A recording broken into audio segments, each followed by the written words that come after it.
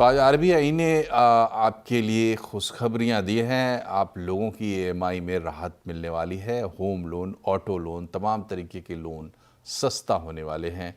इसका रास्ता खुल गया है। आरबीआई ने रेपो रेट में ½ % की बड़ी कटौती की है। इस साल तीसरी बार दरें घटाई गई है। इसके अलावा आरबीआई ने बैंकिंग सिस्टम में लिक्विडिटी बढ़ाने के लिए कैश रिजर्व रेशियो (CRR) में भी 4 चरणों में 1% की कटौती करने का ऐलान किया है। Taken enough number of steps.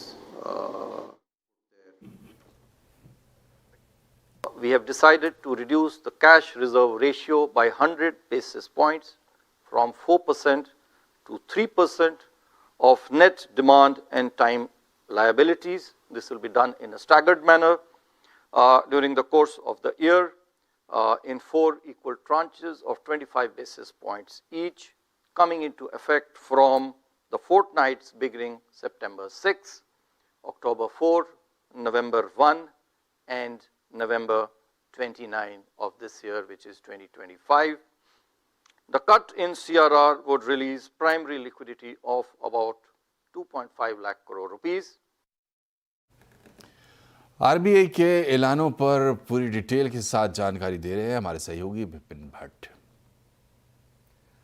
तो आरबीआई ने बहुत सारे तोहफे दिए हैं, एक एक करके आपको बताते हैं। सबसे बड़ा तोहफा तो आया है कि रेट कट हुआ है 50 बेसिस पॉइंट का। रेपो रेट में यहां पर कट किया है आरबीआई ने और अब नया रेपो रेट हो गया है 5.5% का। इससे क्या होगा? इससे आपके loan, home loan, personal loan, हर तरह के लोन सस्ते होते हुए नजर आएंगे। और दूसरा तोहफा दिया है सीआरआर कट का, यानी लिक्विडिटी बढ़ाने का एक तरीका है और पूरे 1% का कट। हालांकि ये 4 अलग अलग चरणों में होता हुआ नजर आएगा और इससे करीब 2.5 लाख करोड़ रुपए सरप्लस मार्केट में आते हुए दिखाई देंगे, जो कि अगेन ग्रोथ को एक बड़ा पुश देते हुए नजर आएंगे। लेकिन यहां एक ध्यान देने वाली बात यह है कि आरबीआई ने अपना जो स्टैंस है, यानी आगे चलते हुए वो किस तरह के कदम उठाएंगे, उसमें परिवर्तन किया है। अभी तक जो स्टैंस एकोमोडेटिव था उसे न्यूट्रल कर दिया है। इसके मायने क्या है? इसके मायने ये हैं कि एकोमोडेटिव स्टैंस में 2 ही स्थिति बन सकती थी, या तो कोई रेट कट ना हो और अगर किसी प्रकार का रेट चेंज हो तो वो सिर्फ डाउनवर्ड्स हो, यानी रेट में सिर्फ कटौती होगी। लेकिन जब न्यूट्रल पे आ जाते हैं तो फिर किसी भी दिशा में जा सकता है।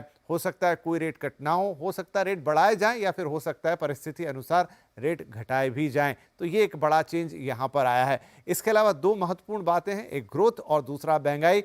ग्रोथ का जो अनुमान है 6.5% पर ही रखा है आरबीआई ने वित्त वर्ष 2026 के लिए, लेकिन महंगाई का अनुमान जरूर उन्होंने 4% से घटाकर 3.7% कर दिया है, यानी वहां पर एक राहत बनी रहेगी। और यही कारण है कि शायद आरबीआई को, गवर्नर साहब को यह मौका मिला कि वो ½ % की रेट कटौती कर सके। अब देखना यह है कि इसका इंपैक्ट कितनी जल्दी होता हुआ नजर आएगा। आरबीआई ने गोल्ड लोन के नियमों में भी बदलाव किया है। आरबीआई ने 2.5 लाख रुपए तक के गोल्ड लोन के लिए loan to value (LTV) ratio को 75% से बढ़ाकर 85% कर दिया है। इस फैसले से 2.5 लाख तक का गोल्ड लोन लेना आसान हो जाएगा।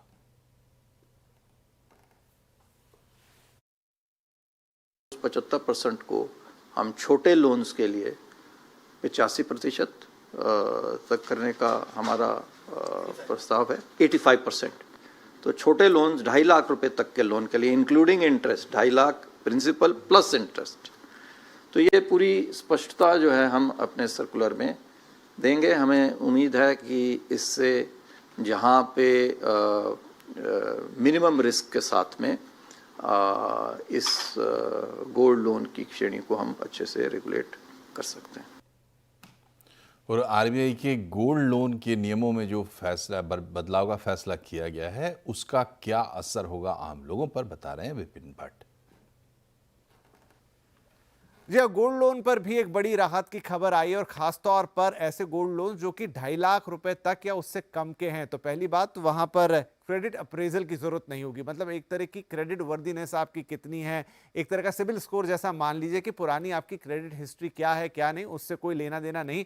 अगर आप 2.5 लाख रुपए तक का गोल्ड लोन यहाँ पे ले रहे हैं। उसके अलावा 2.5 लाख से कम के लोन पर एलटीवी बढ़ाकर अब 85% कर दिया गया। एलटीवी क्या? Loan to value. तो मतलब आपको मान लीजिए 100 रुपए का सोना आप दे रहे हैं तो उस पर कितना लोन आप ले सकते हैं, किस हद तक आपको लोन मिलेगा। 85% करने का मतलब है कि 100 रुपए के सोने पर आपको 85 रुपए तक का लोन मिल सकता है। पहले ये लिमिट जो थी वो 75% थी, उसको बढ़ाकर 85, मतलब अब ज्यादा लोन मिल जाएगा, या दूसरी भाषा में कहें तो ज्यादा लोन डिसबर्समेंट होता हुआ नजर आएगा। तो 2.5 लाख रुपए तक का जो गोल्ड लोन है उस पर एक बड़ी राहत आरबीआई की तरफ से आती हुई दिखाई दी है। आरबीआई क्रेडिट पॉलिसी के बाद बाजार का जोश भी फुल हाई है। रेपो रेट सीआरआर में कटौती के बाद बाजार जमकर झूमा। सेंसेक्स निफ्टी करीब 1% बढ़त पर बंद हुए। सेंसेक्स 747 पॉइंट और निफ्टी 252 पॉइंट चढ़कर बंद हुआ है। निफ्टी बैंक रिकॉर्ड ऊंचाई पर बंद हुआ है। बाजार की अपडेट बता रही हैं कंचन नौटियाल। तो हफ्ते का आखिरी कारोबारी दिन काफी शानदार मूव्स हमें देखने को मिले हैं। आरबीआई पॉलिसी की बात करी जाए तो 50 बेसिस पॉइंट्स की कटौती वहां पे भी आती हुई दिखाई दी है, जिसके बाद बाजार में अच्छा खासा आज जो है जोश बनता हुआ दिखाई दिया है। आइए बात करते हैं स्टॉक स्पेसिफिक और साथ में इंडाइसेस का क्या हाल रहा है इस टाइम पे। अगर हम बात करें बैंक निफ्टी की तो जोरदार तेजी हमें बैंक निफ्टी में देखने को मिली थी और स्टॉक स्पेसिफिक एक्शन भी जो है वो काफी ज्यादा जोरदार था। निफ्टी के बढ़ने वाले शेयर्स श्रीराम फाइनेंस में करीबन 5.5% का अपसाइड देखने को मिला। बजाज फाइनेंस भी करीबन 5% की तेजी। जेएसडब्ल्यू स्टील करीबन 4% की तेजी के साथ बंद हुआ है। वहीं बात करें एक्सिस बैंक की तो वहां पे भी 3% की, यानी कि ऑल ओवर जो मार्केट है आज बुल्स के साथ भागता हुआ नजर आया है। बैंकिंग शेयर ने तो बाजार में 4 चांद लगा दिए हैं। लूजिंग पॉकेट की एक बार बात कर लेते हैं। एचडीएफसी लाइफ में एक स्लाइटली डिक्लाइन देखने को मिला है। बीईएल यहां पे करीबन 1% की गिरावट देखने को मिली है। भारतीय एयरटेल में करीब 0.5% का डाउनसाइड और सन फार्मास्यूटिकल भी करीबन 0.5% की गिरावट के साथ बंद हुआ है। इसके बाद बात कर लेते हैं कि मिड कैप का हाल किस तरीके का रहा है। हाल काफी अच्छा है। आईडीएफसी फर्स्ट बैंक 7% का इजाफा। मुथूट फाइनेंस की बात करी जाए तो यहां पे करीबन 7% के गेन देखने को मिले हैं। रियलिटी पैक में शानदार तेजी है बिकॉज लोन की जो ईएमआई है वो कम हुई है, उसकी वजह से जो रियलिटी पैक है, बैंकिंग पैक है, ऑटो पैक है, नंबर्स शानदार है। गोदरेज प्रॉपर्टीज करीबन 7% का अपसाइड। एचडीएफसी एएमसी में भी करीबन 4.25% की तेजी आज के सत्र में देखी गई है। एक बार देखते हैं कि इस टाइम पे लूजिंग स्ट्रीक में कौन है। सोना बीएलडब्ल्यू प्रिसीजन यहाँ पे 3% का डाउनसाइड। हेक्साकॉम में करीब 3.5% की कमजोरी देखने को मिली है। सोलर इंडस्ट्री भी करीबन 3% का डाउनसाइड और भारत डायनेमिक्स में भी करीबन 2% का डाउनसाइड देखा गया। लेकिन जिस्ट आज शानदार बाजार ने एक रैली दिखाई है। और रेट कट के डबल बूस्टर से इकोनॉमी और बाजार में रफ्तार की उम्मीद मजबूत हुई है। आज आवाज अड्डा में इसी पर हुई बड़ी चर्चा। रेट कट का डबल तोहफा, बाजार में मौका। 7:57 पर प्रधानमंत्री नरेंद्र मोदी आज पहलगाम हमले के बाद पहली बार जम्मू कश्मीर पहुंचे। वहां उन्होंने रियासी जिले में चिनाब नदी पर बने दुनिया के सबसे ऊंचे रेलवे आग ब्रिज का तिरंगा दिखाकर उद्घाटन किया। इसके बाद अंजे ब्रिज और कटरा से कश्मीर के लिए पहली ट्रेन वंदे भारत को हरी झंडी दिखाई। प्रधानमंत्री मोदी के जम्मू कश्मीर के दौरे के बीच आज ऐतिहासिक तस्वीरें सामने आई। चिनाब रेल पुल के उद्घाटन के बाद प्रधानमंत्री मोदी तिरंगे को हाथों में लेकर चलते दिखे। पीएम मोदी रेल पुल पर चल रहे थे और उनके हाथों में तिरंगा शान से लहरा रहा था।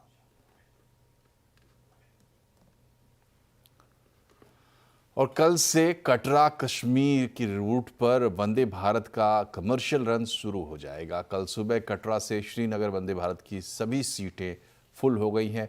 आज जो वंदे भारत ट्रेन कटरा से श्रीनगर के लिए रवाना हुई उसमें सफ़र का कैसा एहसास हो रहा है, उसी ट्रेन से ऑन बोर्ड रिपोर्ट बता रही हैं दीपाली नंदा।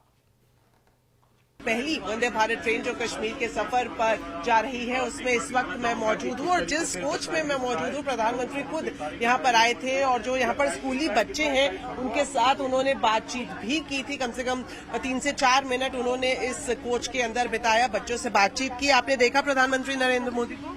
हाँ जी, वो मेरे बिल्कुल साइड पे खड़े हुए थे। मतलब एक्सपेक्ट नहीं हो रहा था कि वो आए हुए हैं। बातचीत तो नहीं हुई बट जब मिल चुके हैं तो वो भी बहुत बड़ी बात है। बातचीत हुई, प्रधानमंत्री क्या बोल रहे थे आप बच्चों से?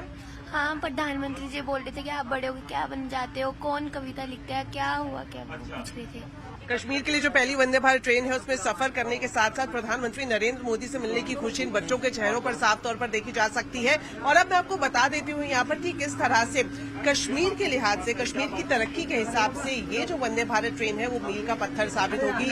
अभी अगर रेलवे लाइन की बात करें तो पूरी तरह से सिर्फ कटरा तक ही ये रेलवे लाइन विकसित है। अगर हम USBR प्रोजेक्ट की बात करें और अब उसी के तहत इसको आगे एक्सटेंड किया गया है। श्रीनगर तक का सफर अब आप सीधा ट्रेन से कर पाएंगे। और अभी जो वक्त लगता है अगर आप कटरा से श्रीनगर जाते हैं तो ये 6 से 7 घंटे का है, लेकिन जो semi high speed train Vande Bharat जिसमें मैं मौजूद हूँ इसमें सिर्फ आप 2 से ढाई घंटे में पहुंच जाएंगे कटरा से श्रीनगर। और साथ ही साथ मैं आपको बता दूं, जिस तरह से आप देख सकते हैं इस वक्त हम टनल के अंदर आ गए हैं। इसी तरह की इस पूरे रूट पर करीब करीब 36 टनल हैं जिनसे होकर ये ट्रेन गुजरेगी। और जो एशिया की सबसे लंबी टनल है T50-51 वो भी इसी रूट पर आती है। और इसके अलावा जो इस पूरे रूट का एक बड़ा अट्रैक्शन है वो है चेनाब ब्रिज, जिस पर खुद प्रधानमंत्री नरेंद्र मोदी गए, वहां पर उन्होंने तिरंगा फहराया, उसका उद्घाटन किया।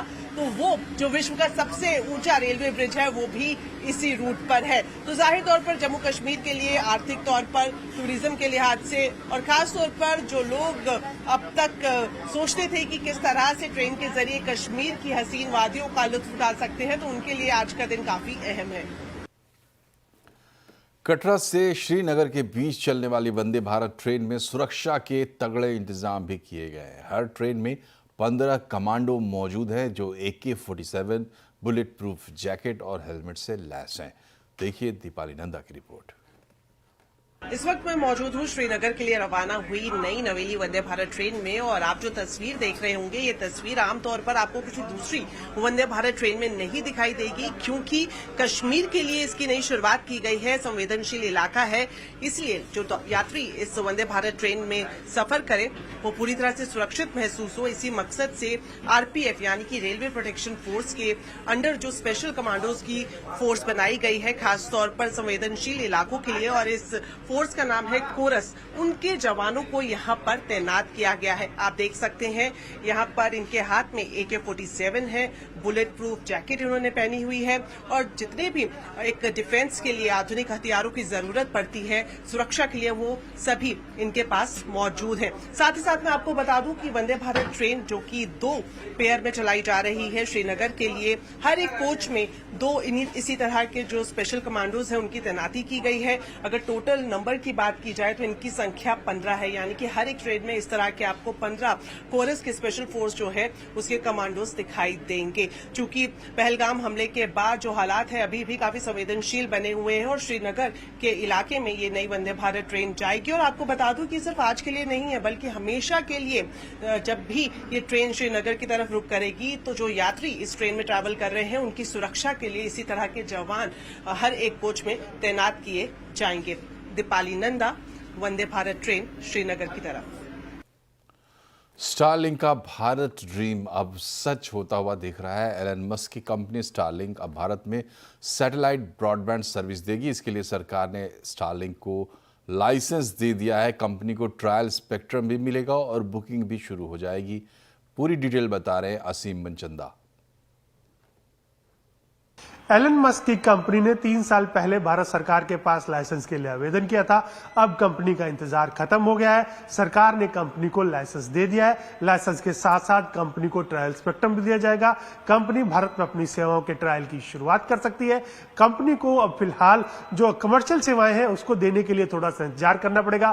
कंपनी अपनी बुकिंग ले सकती है, लेकिन कमर्शियल सेवाएं देने के लिए कंपनी को स्पेक्ट्रम की जरूरत होगी। हाल में ही टेलीकॉम रेगुलेटर ट्राई ने अपनी सिफारिशें दूरसंचार विभाग को भेजी है। अगले 1 से 2 महीने के अंदर कंपनी को ये जो दूरसंचार विभाग है इन सिफारिशों को फाइनल कर लेगा और कंपनी को स्पेक्ट्रम का आवंटन कर देगा और उसके बाद कंपनी अपने कमर्शियल सर्विसेज की शुरुआत भारत के अंदर कर देगी। जानकारों के मुताबिक जो कमर्शियल सर्विसेज है स्टारलिंक की वो 1000 रुपए से शुरू हो सकती है। तो जो दूर दराज के इलाके हैं, जंगल है, पहाड़ है, वहां पर आपको आसानी से सैटेलाइट ब्रॉडबैंड सेवाएं मिल सकती हैं। इधर हेल्थ इंश्योरेंस के प्रीमियम में अंधाधुंध बढ़ोतरी पर सरकार एक्शन में आ गई है। सूत्रों के मुताबिक सरकार ने IRDA को कहा है कि मनमानी करने वाली इंश्योरेंस कंपनियों पर पेनल्टी लगाए और सख्त कार्रवाई भी करे। पूरी डिटेल बता रहे हैं आलोक प्रियदर्शी। बिल्कुल, देखिए हेल्थ इंश्योरेंस कंपनियों के ऊपर बड़ी कार्रवाई आने वाले दिनों में हो सकती है। सीएनबीसी आवाज को सूत्रों से जानकारी मिली है कि जिस तरह से हेल्थ इंश्योरेंस कंपनियों ने अंधाधुंध अपने प्रीमियम में बढ़ोतरी की है, उसे लेकर सरकार बेहद नाराज है। हमें सूत्रों से जानकारी मिली है कि सरकार ने इंश्योरेंस रेगुलेटर IRDA को निर्देश दिया है कि इनके ऊपर कार्रवाई की जाए और जो भी दोषी कंपनियां हैं उनके ऊपर पेनाल्टी लगाई जाए। दरअसल पिछले हफ्ते इंश्योरेंस कंपनियों के साथ रिव्यू मीटिंग की थी वित्त मंत्रालय ने, और उसमें यह पता चला कि बहुत सारी कंपनियों ने कार्टेल बनाकर पूरे देश में यूनिफॉर्म तरीके से प्रीमियम में बढ़ोतरी की है, जो कि सरकार को बेहद नागवार गुजरा। और उसके बाद से ये निर्देश दिया गया है कि IRDA को कि वो इन दोषी कंपनियों के खिलाफ सख्ती से निपटे। दरअसल अगर देखें तो इंश्योरेंस प्रीमियम में लगभग 30% के आसपास बढ़ोतरी की गई है, और क्लेम रिजेक्शन भी प्राइवेट जो इंश्योरेंस कंपनियां हैं उनका लगभग इतना ही, यानी कि एक तरफ तो मनमाने तरीके से प्रीमियम बढ़ाया, दूसरी तरफ से क्लेम रिजेक्शन का रेशियो भी बढ़ा दिया। जबकि सरकारी कंपनियों का, जो सरकारी इंश्योरेंस कंपनियां हैं, उनका क्लेम देने का जो रेशियो है करीब 103% है। वहीं प्राइवेट कंपनियों का रेशियो 70% से भी घटकर नीचे आ गया है। तो लिहाजा ऐसे में सरकार कह रही कि जब सरकारी इंश्योरेंस कंपनियां कम मुनाफे के बावजूद भी आपको क्लेम रेशियो इतना ज्यादा दे सकती हैं, तो प्राइवेट कंपनियां आखिरकार इस तरह से गड़बड़ी क्यों कर रही हैं। कुल मिलाकर आने वाले दिनों में IRDA की तरफ से जो प्राइवेट हेल्थ इंश्योरेंस कंपनियां हैं उनके खिलाफ एक्शन देखने को मिल सकता है। आपकी गाड़ी का इंश्योरेंस कॉस्ट भी बढ़ने वाला है। सूत्रों के मुताबिक इंश्योरेंस रेगुलेटर IRDA ने सड़क परिवहन मंत्रालय से इसके लिए मंजूरी मांगी है। इस एक्सक्लूसिव खबर की डिटेल के साथ हमारे साथ है CNBC TV 18 के यश जैन। बताएं यश, मोटर इंश्योरेंस को लेकर क्या बदलाव हो सकते हैं? तो ये एक बहुत बड़ी खबर है जनरल इंश्योरेंस कंपनीज़ के लिए। सूत्रों के हवाले से जैसे आपने कहा, हमें पता लगा है कि जो रोड ट्रांसपोर्ट मिनिस्ट्री है वो एक प्रपोजल कंसिडर कर रही है, जो कि होगा motor third party insurance premium बढ़ाने के लिए। मोटर इंश्योरेंस में 3 सेगमेंट होते हैं, motor third party, motor own damage और motor personal accident. Motor third party जिसमें से कंपलसरी होता है बाय लॉ खरीदना एक गाड़ी के साथ, और उसका प्रीमियम रेगुलेटेड होता है, यानी कि इंश्योरेंस कंपनीज अपनी मर्जी से नहीं बढ़ा सकती। मिनिस्ट्री ऑफ रोड ट्रांसपोर्ट और IRDAI एक कंसल्टेशन में बढ़ाती है। हमें अपने सूत्रों से पता चला है कि IRDAI जो कि इंश्योरेंस रेगुलेटर है, उन्होंने मिनिस्ट्री को प्रपोजल भेजा है और एक एवरेज 18% का इंक्रीज या बढ़ोतरी मांगी है motor third party insurance premium में। In fact one of the vehicle segment जो होता है उसमें 20 से 25% का इंक्रीमेंट या इंक्रीज मांगा गया है motor third party insurance premium में। 4 साल से इंडस्ट्री वेट कर रही है, ये इंक्रीज का नहीं आया, बट इस बार संकेत है कि ये पास हो सकता है और एक इंक्रीज प्रीमियम में आ सकता है। ये बहुत इंपॉर्टेंट क्यों है? क्योंकि मोटर थर्ड पार्टी अगर देखा जाए तो पूरा जो बिजनेस करती है जनरल इंश्योरेंस कंपनीज, उसका 20% कंट्रीब्यूट करता है। खाली मोटर का देखा जाए तो कम से कम 60% कंट्रीब्यूट करता है। और अगर एक 20% का मोटर थर्ड पार्टी प्रीमियम में इंक्रीज गवर्नमेंट अगर देती है, तो उससे इंश्योरेंस कंपनीज के, जनरल इंश्योरेंस कंपनीज के कंबाइंड रेशियो से में 4 से 5% की इंप्रूवमेंट आ सकती है। इस वजह से ये बहुत इंपॉर्टेंट है। बहुत बहुत शुक्रिया आपका यश, और यहाँ पर रुकते हैं छोटे से ब्रेक के लिए। ब्रेक के बाद कुछ और खबरें, बने रहिए हमारे साथ।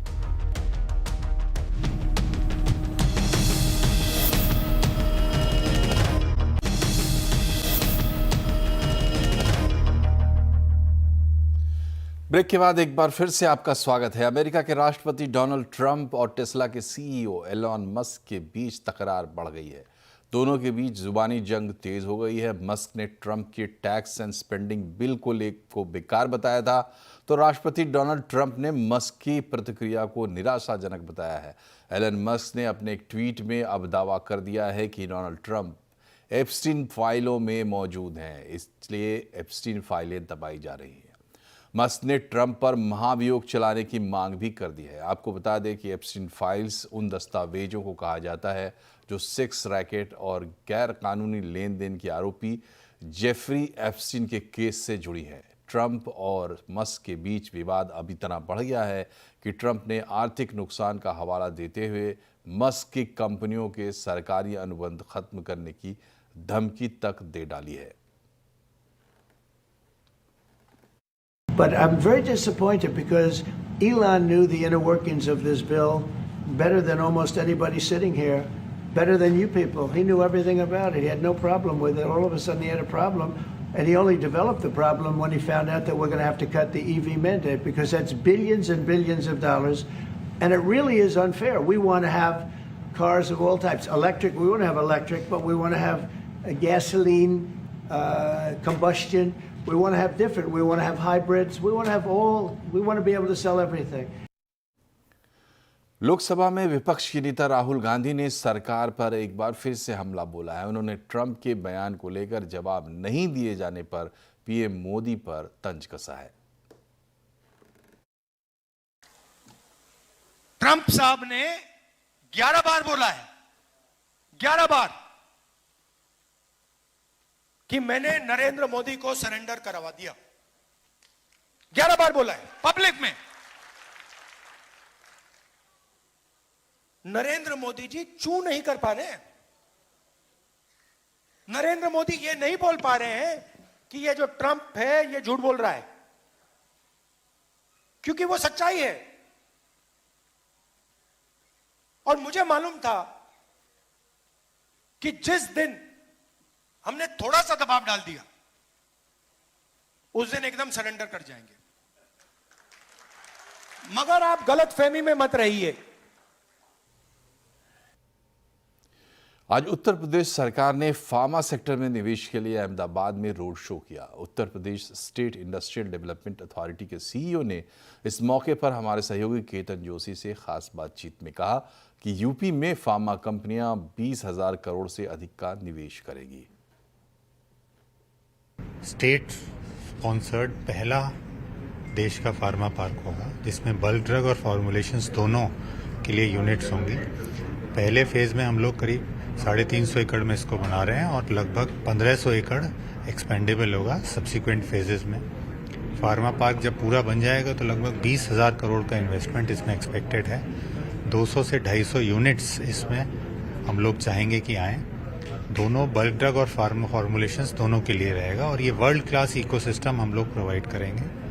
And it will be a step towards $1 trillion economy, जो उत्तर प्रदेश की विजन है जल्दी अचीव करने के लिए। यहाँ पे एक steam, solvent recovery, zero liquid discharge, ये सारी सुविधाएं यहाँ पे रहेंगी।